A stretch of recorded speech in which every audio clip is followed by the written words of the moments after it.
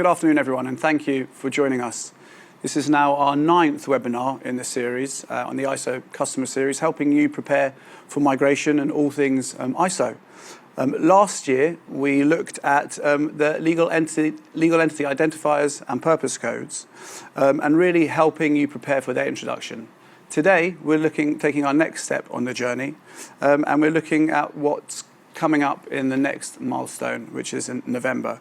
We have a really packed agenda today. We've got it in 3 parts. First of all, we're going to take a look back and look at the industry lessons learned from last year and the introduction of enhanced data. We'll then turn to the main section and really what's here and now and what's coming up. We've got the removal of unstructured addresses in November 2026, but we're also very much focused on the end of MT101 messages.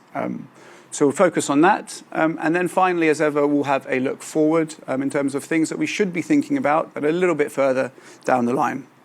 And as ever, there'll be plenty of time for questions at the end, so please get those through the Q&A function. For those who attended our last webinar, the guests that I have today need no introduction. I'm very grateful again to have representatives from the Bank of England, from SWIFT and also from NatWest, and they'll share their perspectives as we go throughout the session. So maybe let's start there with some quick introductions and then we'll get into it. Maybe Tanvir, we'll start with you. Thank you, Adam. My name is Tanvir Bharti. I'm the policy advisor on data standards in the area of the Bank of England that operates the CHAPS high-value sterling payment system. And Ray? I'm Ray Zabate. I'm the commercial and institutional business lead for payments transformation, regulation and growth. Thanks, Ray. And finally, Nicholas, we have you online. Good afternoon, everyone. My name is Nicholas Tukens. I'm the head of the ISO 20022 adoption program for SWIFT. Thanks all. Okay, well, let's get into it. Tanvir, we're going to start with you. First section, looking back, loads of work done last year, and we sat in a similar room to here talking about LEIs and purpose codes. It would be really great to get your perspective, the Bank of England perspectives on how that's gone and really where we are today. No, thank you, Adam. So if we flick on to our first slide. So as you mentioned, we sat in September in webinar 8 and we discussed that the mandate had just gone live in the CHAPS payment system for both legal entity identifiers and purpose codes, both new fields within ISO 20022. And the top of this slide has the scope of that mandate that we enacted in our payment system. So mainly financial institutions, but also property payments for purpose codes. In terms of sitting here almost a year on, we've learned some very exciting lessons that have been quite valuable as we look to the future. The first lesson is just that end users need to be aware of the potential benefits to make the most out of them.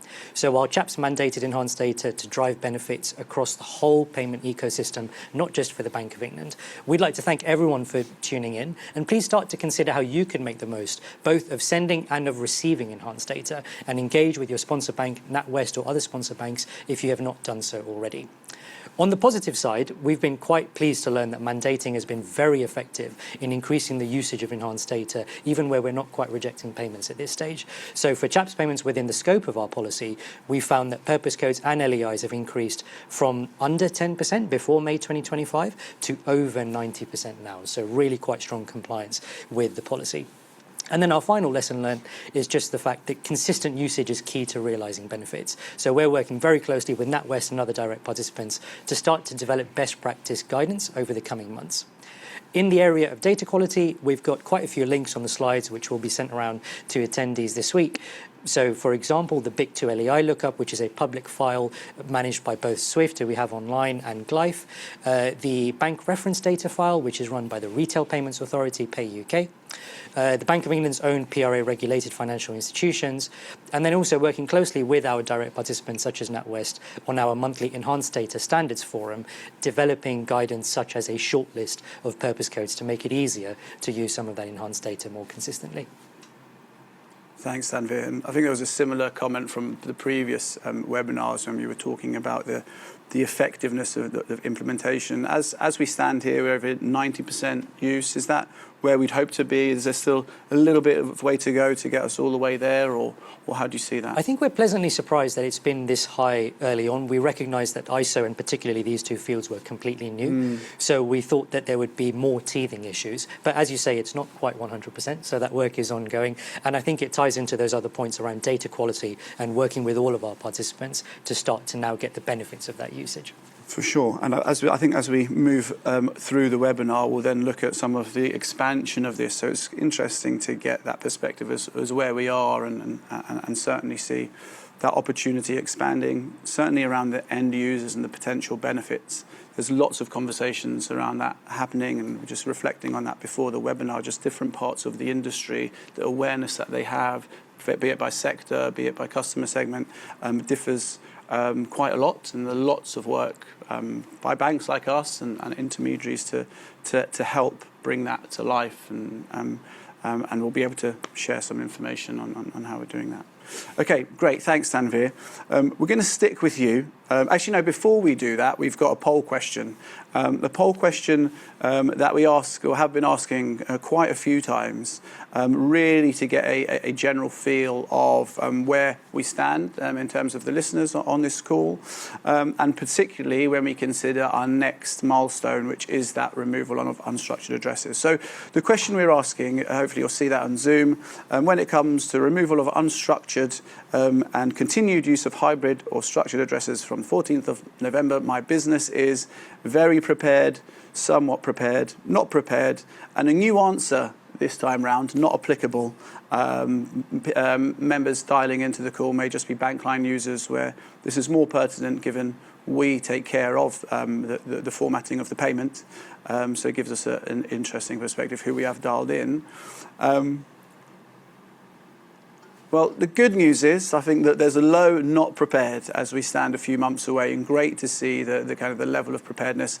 I think this would very much resonate with the conversations that we have, and specifically in my area of the business, in the FI space.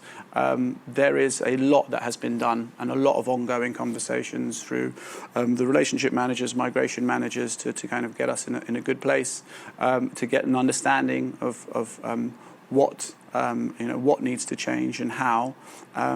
But as expected, we've still got some time to get us fully there, and those conversations are really ramping up as we approach that milestone. So thank you for that. So for those that are not prepared, or maybe those not applicable, then the next section hopefully will help bring some of that to life. Tanvir, we're gonna stick with you, and really the main milestone that we have coming up in November, which is the removal of structured postal addresses. So yeah, if you could give us some perspective as to what that is, how that looks, and then we can have some conversation around that. No, absolutely. That was a fascinating poll to see, and really good to see so many listeners are already very prepared or somewhat prepared, which is credit to NatWest and all the good work that's been doing in that area. So as a quick reminder of the timelines on structured postal address, so we spoke earlier about some UK specific policies, but we're now moving really to the global sphere, where the Bank of England and CHAPS are aligning internationally. What that means for timelines is that since November of last year, a hybrid address has been enabled, and I'll come on to a next slide which visualizes that. Sorry, just on the previous slide, I was just going to cover, so from November of this year, a fully unstructured address will be rejected by CHAPS messages, and this will be a technical rejection, and they'll also be rejected in CBPR Plus, etc. From November 2026, hybrid and structured addresses will continue, but we'll continue to encourage fully structured addresses where possible.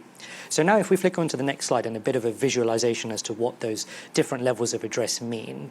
So on the left-hand side here, you've got a fully unstructured address, which is kind of your old historic address, where you can put all of the address information into address lines, which are fields which are completely unstructured. So you can put all of the information into a box without pulling the key fields out into separate elements. So under unstructured, there's no combination with structured elements. It's quite difficult to interpret this data because all the address has just been put into 3 lines of 35 characters, and none of the particular elements are fully split out.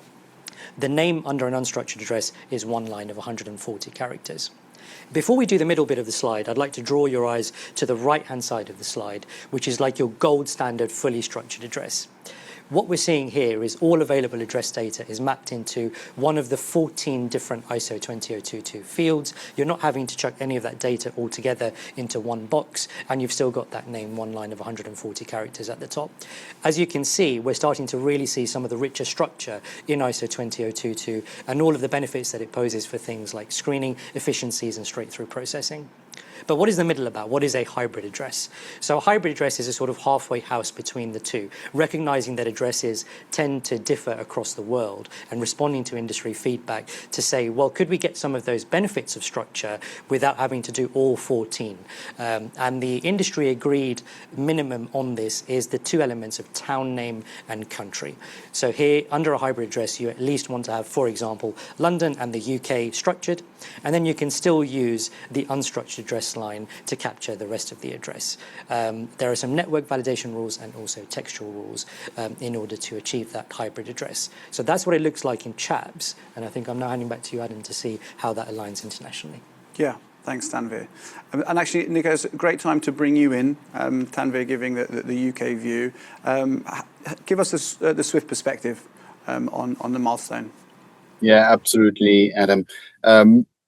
So we have, I think on the next slide, we've got actually the same visualization of the three address options that are currently permitted on the Swift network, like the fully structured, hybrid, unstructured. So this showing horizontally as opposed to Tanvir's showing vertically, but it's exactly the same requirements. And so we are absolutely fully aligned between Swift, the cross-border leg, and CHAPS and many other payment market infrastructures in terms of how we handle the different types of addresses. I think the key, obviously, here is, as we highlighted, is at the bottom, the unstructured address format is going to go away after November 2026, so it will no longer be allowed.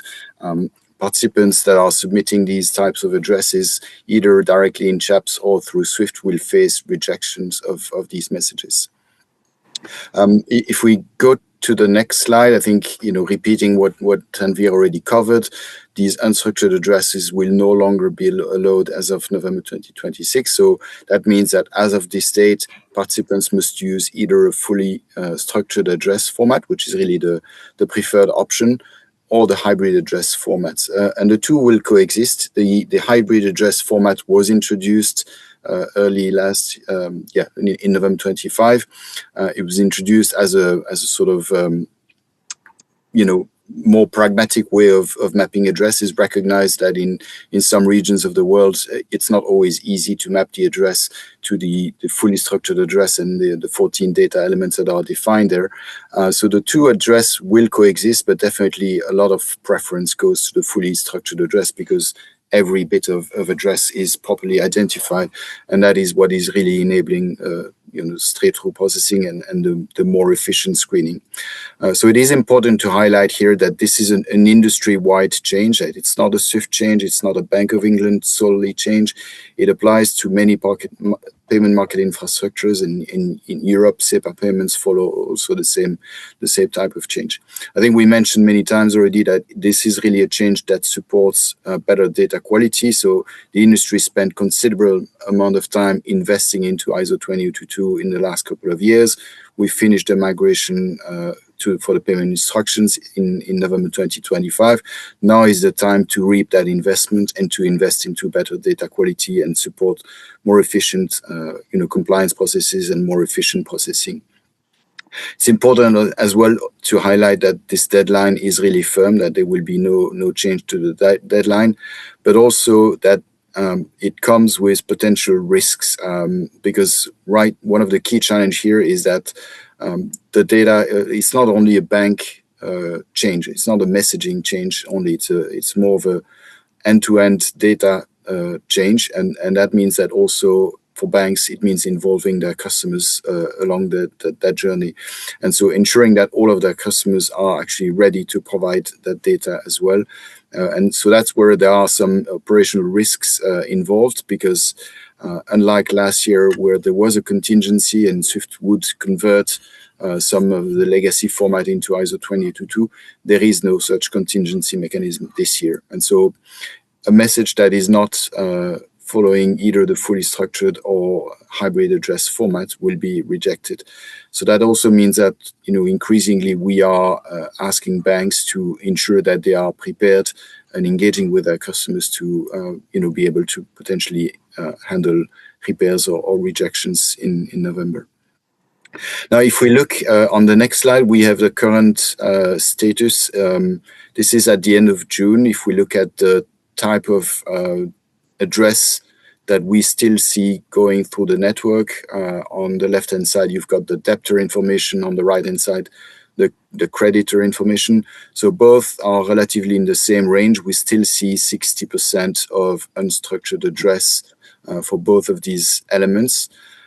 I believe the same type of range of adoption or lack of adoption of the hybrid and fully structured address applies to many payment market infrastructures as of this date. And it's not completely surprising. I mean, typically in this type of changes, we see a lot of movements towards the end and closer to the deadline. Like I said, the debtor element is probably not really an area of concern because that is the bank's own data and the bank's own clients. But the creditor element is where a lot of focus needs to be placed because that is the data that banks are sourcing directly from their clients and the FI or corporate clients.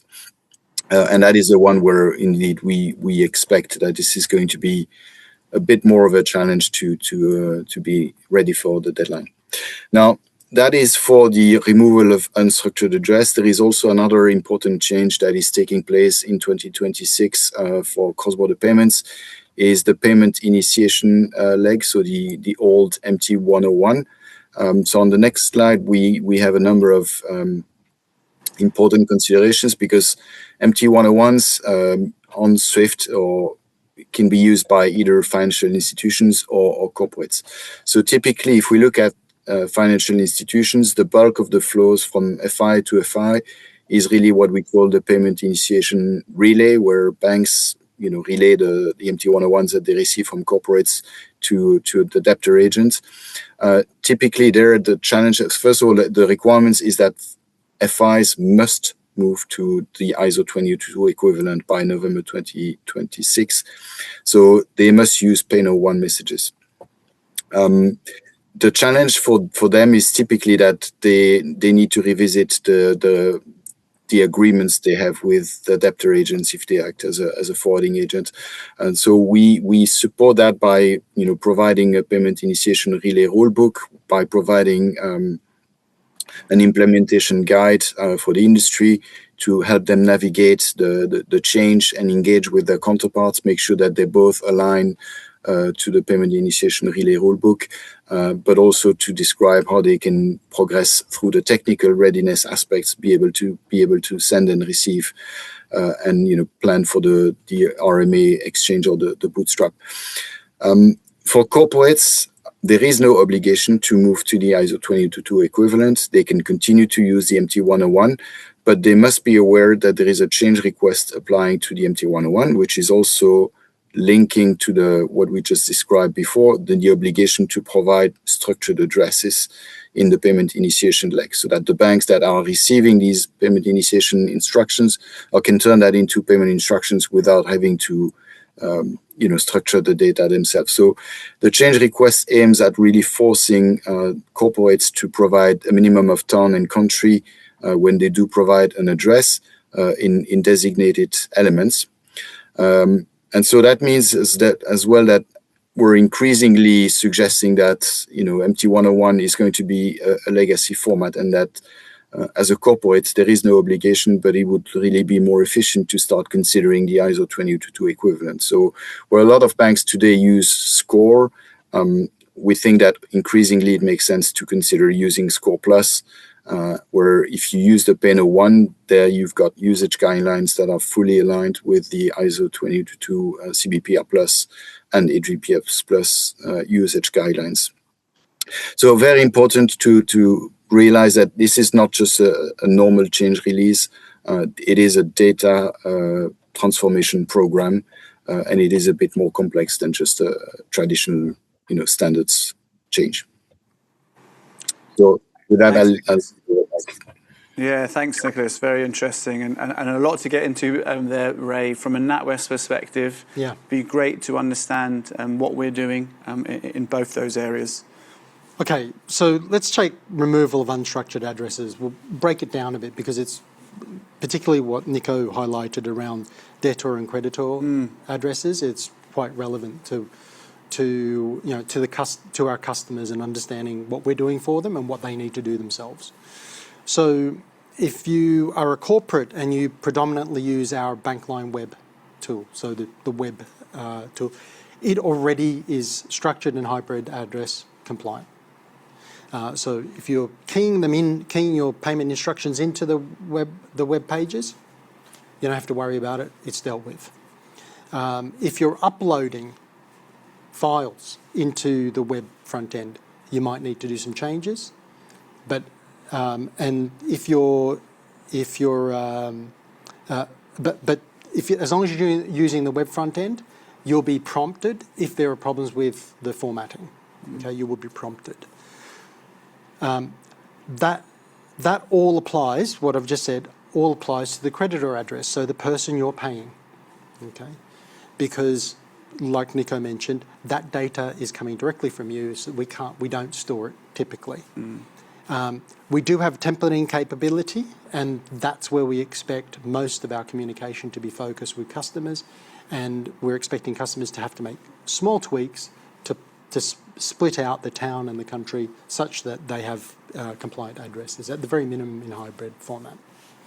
So for a corporate customer using the Bankline web tool, fairly straightforward, just focus on the templates and focus on the files that are used for uploading, okay, which could be CSVs and the like. For corporates with using our direct channels, so Bankline Direct, Bankline Digital, Direct Digital, we've got a comprehensive migration manager support provided for those customers, and each one of those programs are nuanced to the way that they interact with the bank. So in those cases, if you haven't engaged with your migration manager, would encourage you to absolutely do it sooner than later. But as of even this morning, I've confirmed that all our customers are engaged where they need to be in that respect. So in terms of corporate customers, there's significant amounts of support for this change. Now, if we go into the detail a little bit for removal of unstructured addresses for the direct channels, the main concern there is deciding what form of implementation you as a corporate will undertake.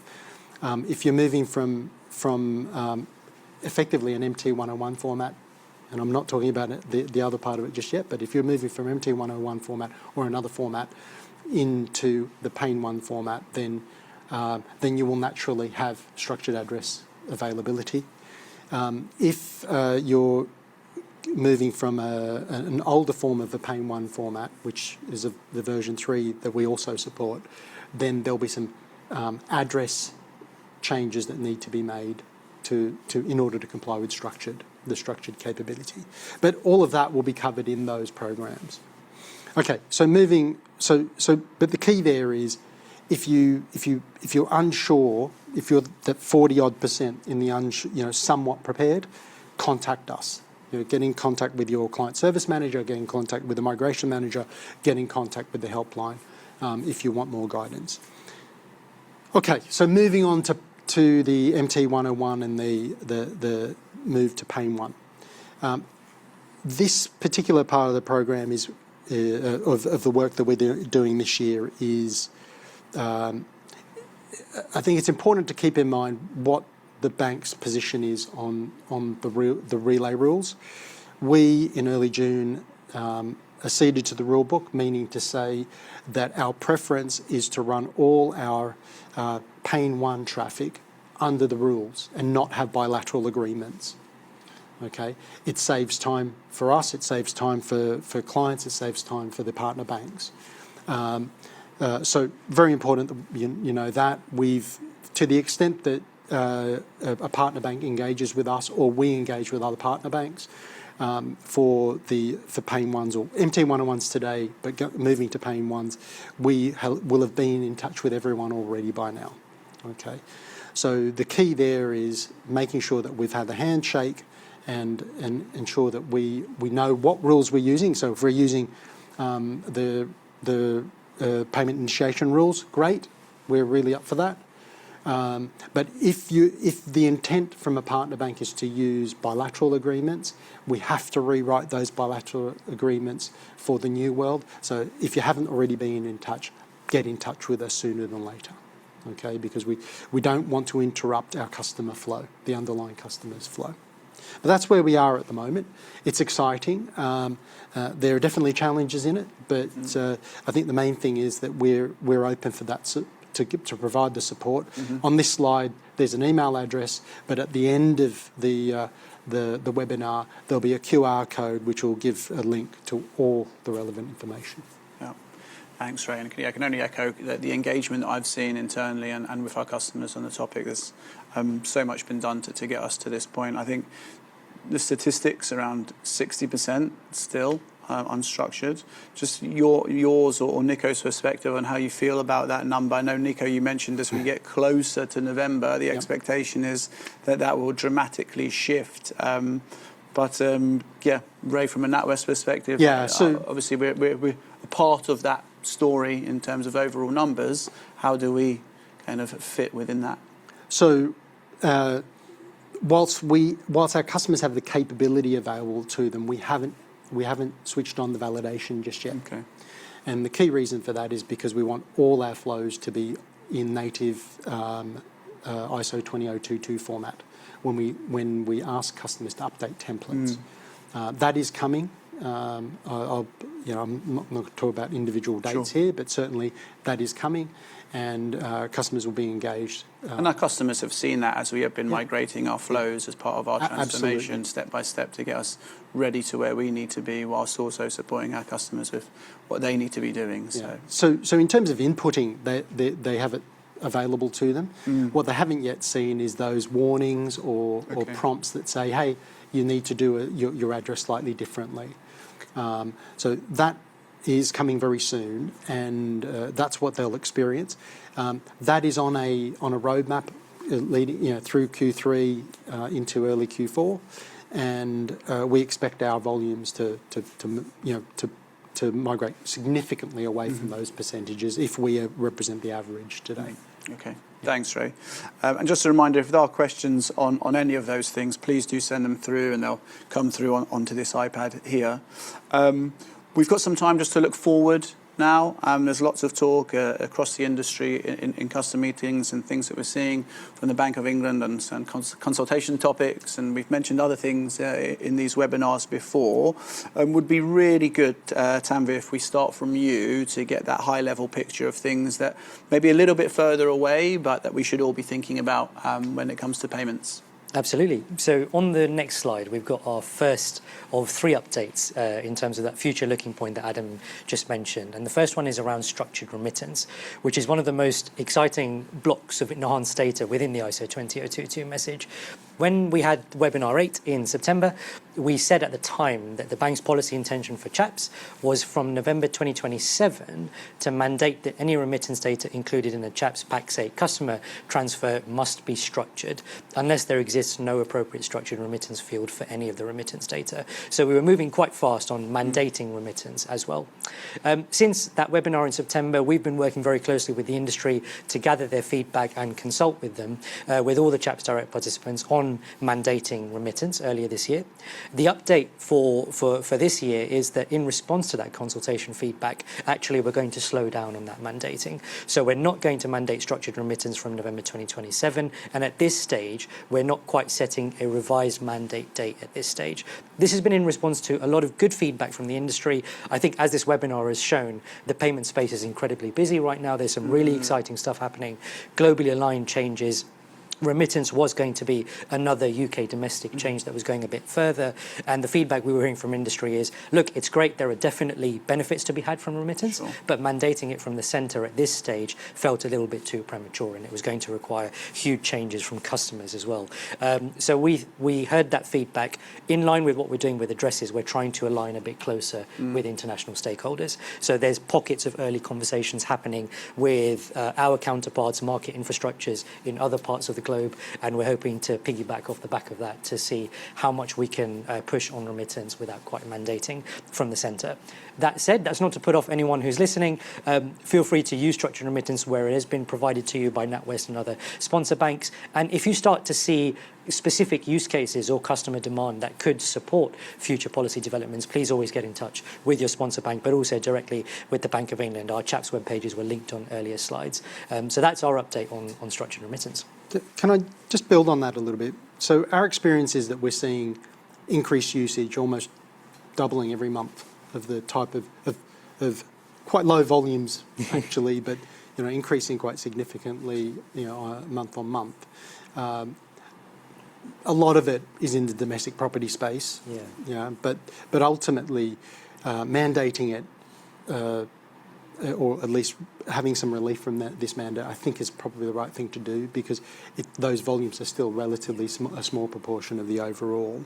But it's good to see that there are emerging use cases. The property use case is quite in some ways expected, because that's where the focus of the Bank of England has been with the purpose codes. But I think it will take time for all participants in that chain to really get the use case formed into a, let's call it a quasi standard that people will follow in that space. But it's good to see that the volumes are increasing. I think we, like many other participants in the industry, are really focused on making sure that we pass all the data that we receive on. So that's been really the focus initially, but we are looking at doing more in the sending side in due course. Excellent. Yeah. The property one is really quite interesting. We've got a blog coming out on this soon. It wasn't quite ready to link in this presentation, but the use of PCOM in particular, the purpose code, has tracked the official statistics quite closely. So we've been really quite impressed with that. So it's looking like the data quality is quite strong on property. So that's great to hear.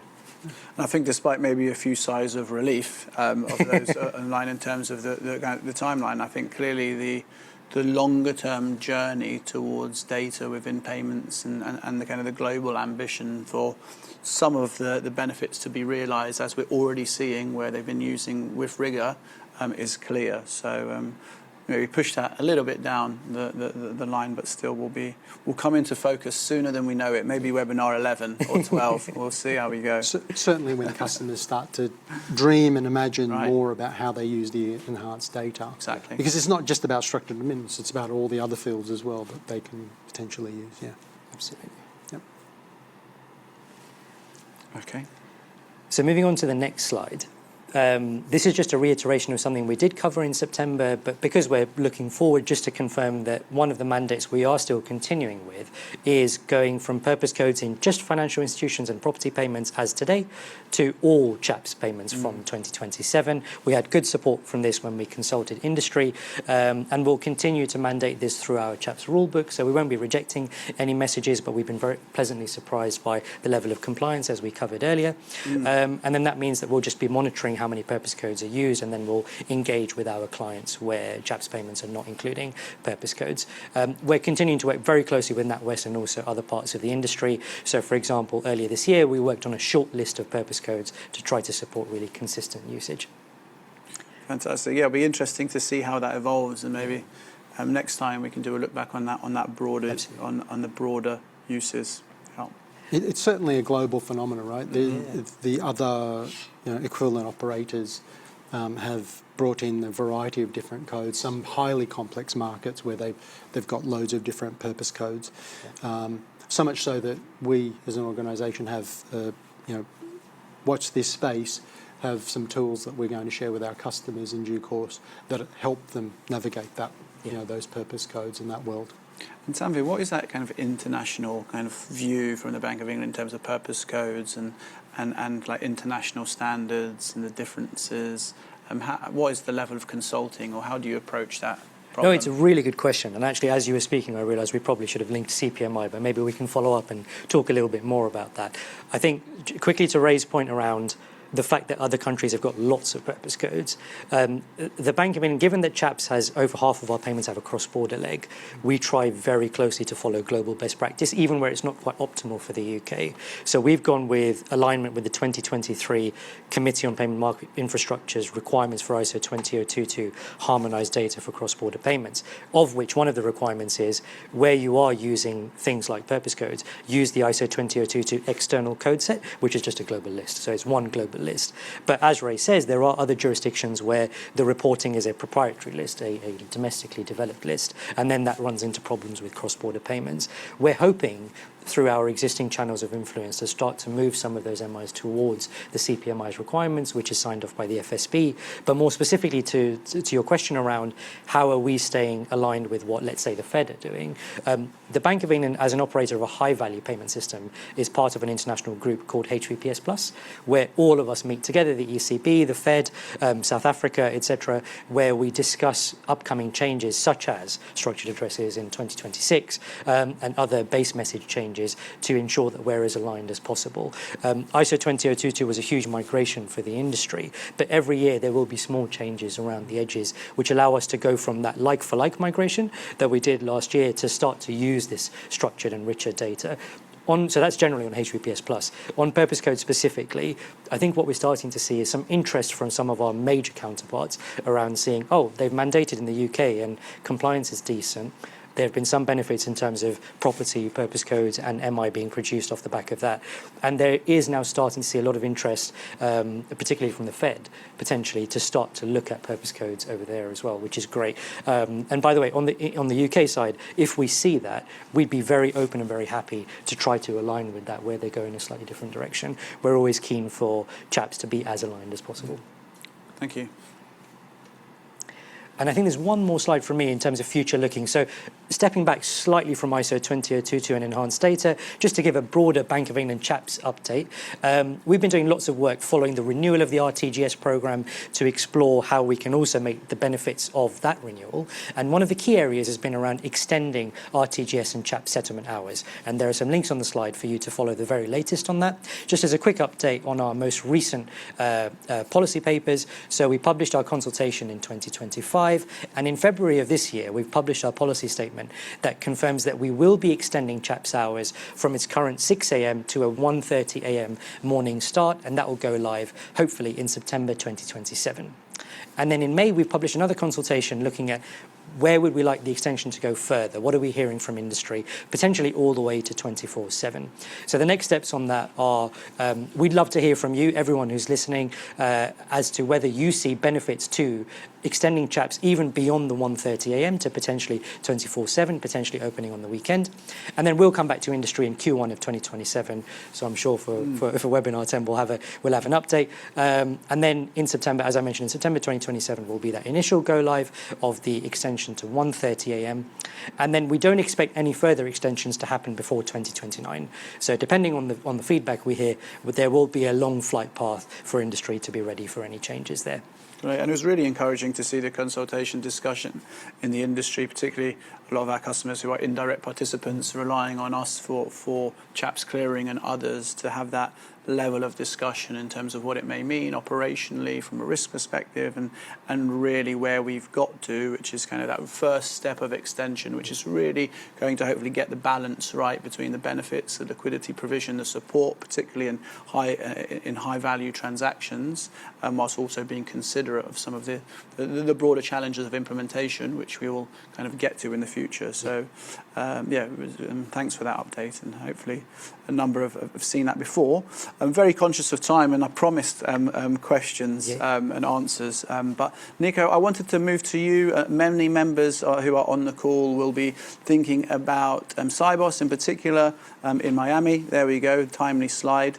From a Swift perspective, would be really interesting to get some of your key focus areas that you think are going to be discussed as we look to the future. Yes, true. I mean, you said it. Cybos is going to be held in Miami end of September until 1st of October.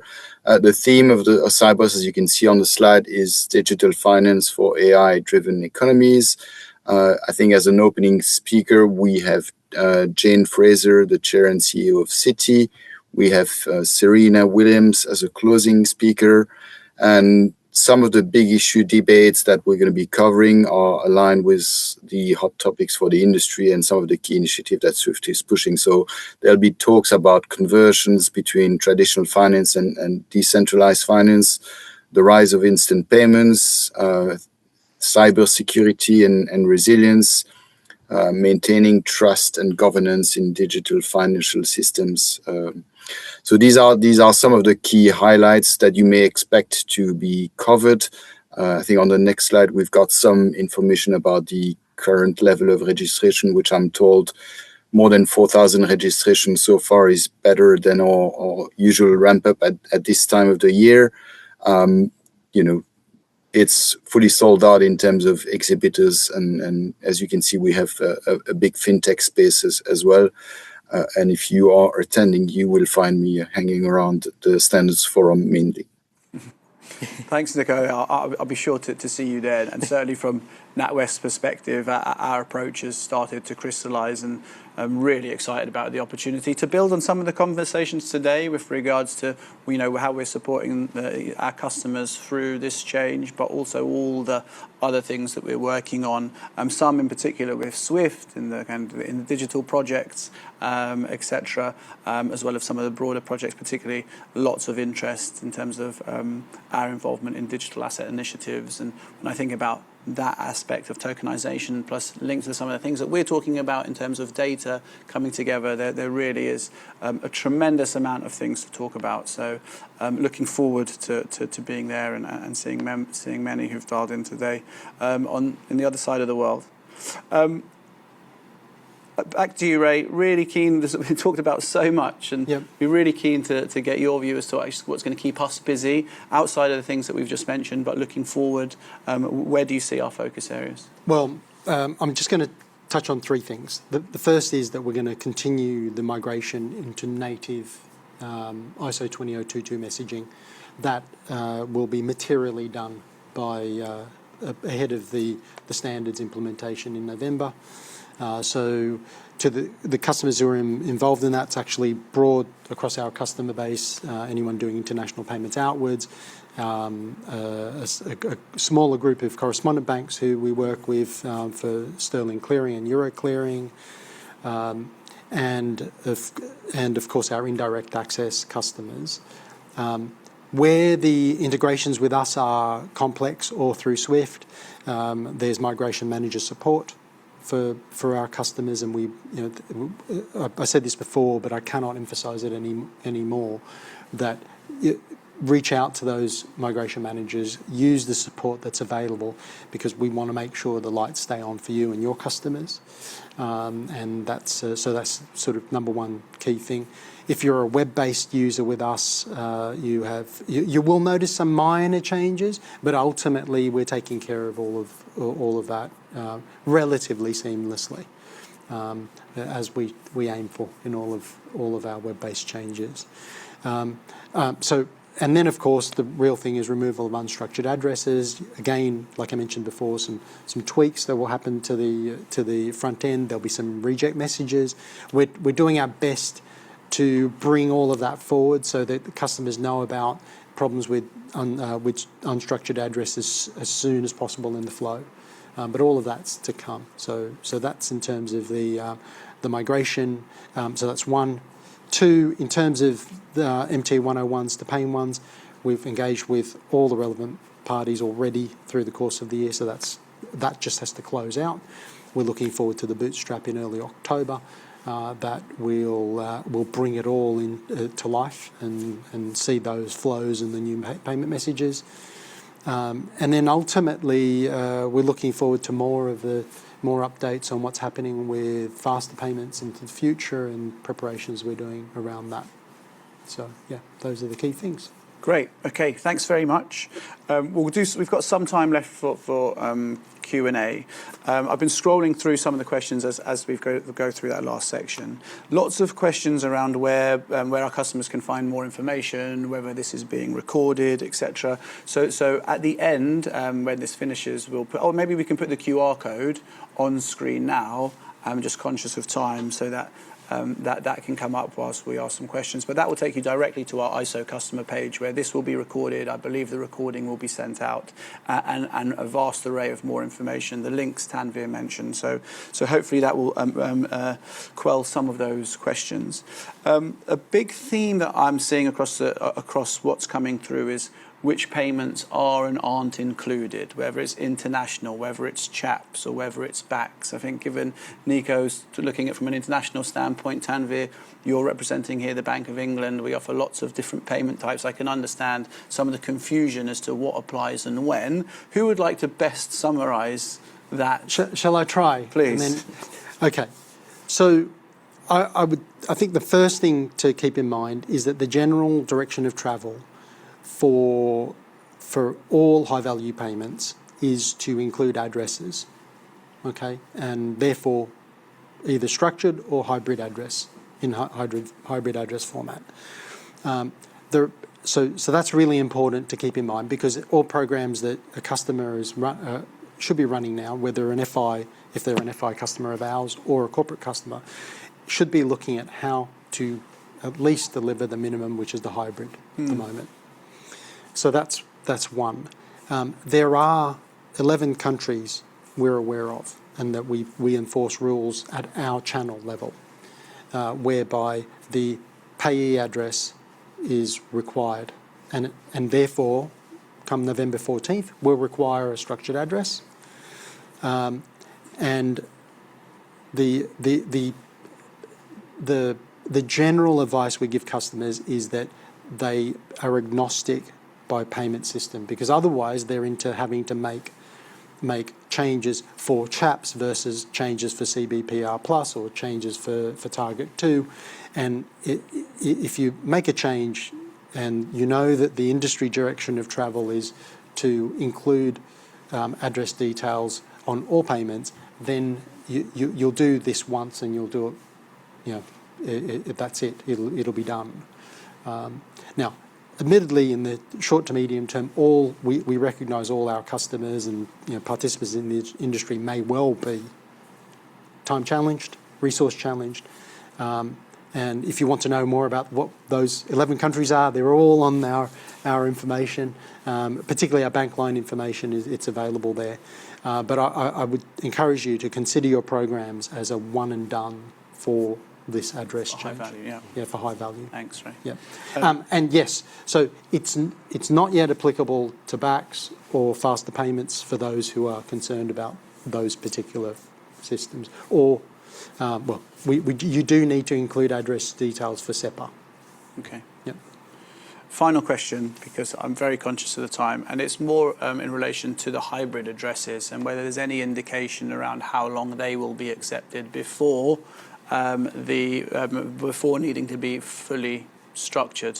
I don't know if that's one for Tanvir or Nico. Maybe Nico, we'll start with you. You've been patient on. Yeah, I think it is the number one question we see in most of the webinars and communications.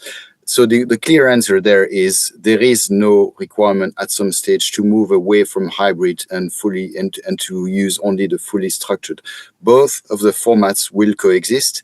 Now, there is a clear preference for the fully structured format because obviously it brings more benefits and it is more efficient. But both of the formats will continue to coexist. Okay. Nico, thank you very much. Tanvir, Ray, thank you also both very much.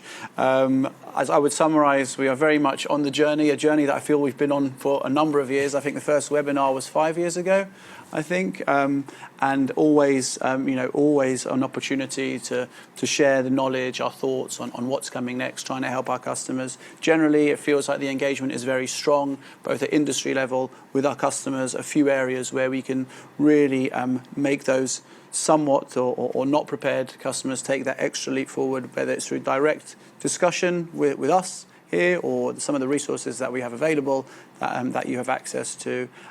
So yes, we look forward to the next milestone, and no doubt we look forward to the next webinar where we'll be able to follow up on a number of these conversations. So thank you very much, and to everyone who's joined, thank you for joining.